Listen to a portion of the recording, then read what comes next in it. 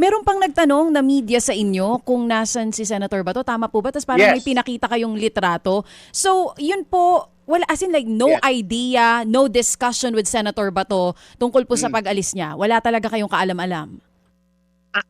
Ang nangyari kasi mga 1 to 1:30 pumunta kami ni Senator Bato doon sa crime scene yung sa area ng putukan, tapos picture pa kami doon kay para for posterity purposes at saka ebidensya na rin na nandun talaga sa Senado. So pinost ko 'yun.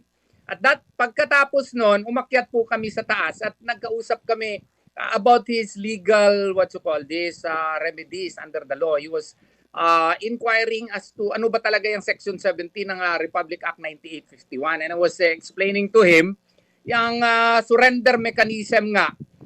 Walang procedural mechanism under Republic Act 9851.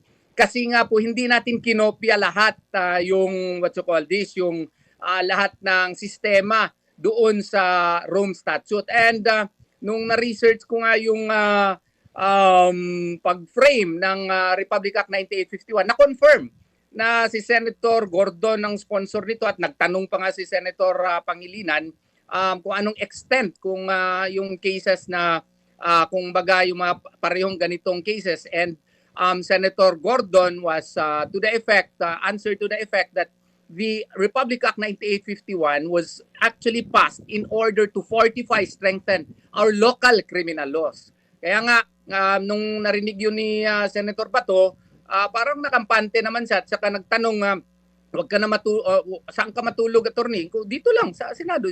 Wag na, nakakahiya sa'yo, may room ka naman, di ba? Sa hotel, dun sa maliit na hotel na kinuha ng kanyang staff sa akin, doon ka na matulog para makakomportable ka naman. I followed his advice and paglabas ko may nag-interview pa nga sa akin and I confirm nandun pa siya.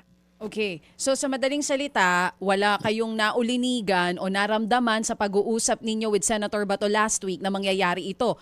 Ang sabi nyo rin po, hindi nyo siya nakakausap ngayon, pamilya lamang niya. Tama po ba? Yes. Pamilya lamang niya. Kasi nung nandun siya sa Senado, tinanong ko siya, Boss, bakit di mo ako kinukontak?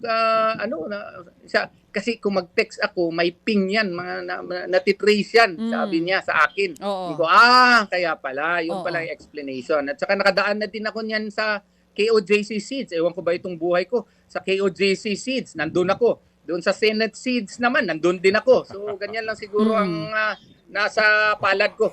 So itong ginawa ni Senator Bato is his personal decision? Wala po kayong advice na gano'n? Wala akong advice na gano'n. Of course, as a lawyer, I only present alternative courses of action to my client. Ilang beses ko na yan nasabi.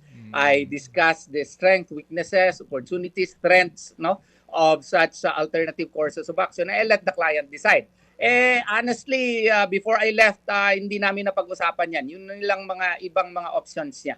Mga kapatid, patuloy po kayong tumutok sa 105.9 True FM para sa totoong balita, impormasyon, music and entertainment. Mag-subscribe sa aming YouTube channel at podcast at sundan nyo kami sa Facebook, Instagram, X at TikTok sa True Network PH. Bisitahin din po ang aming official website, truefm.ph.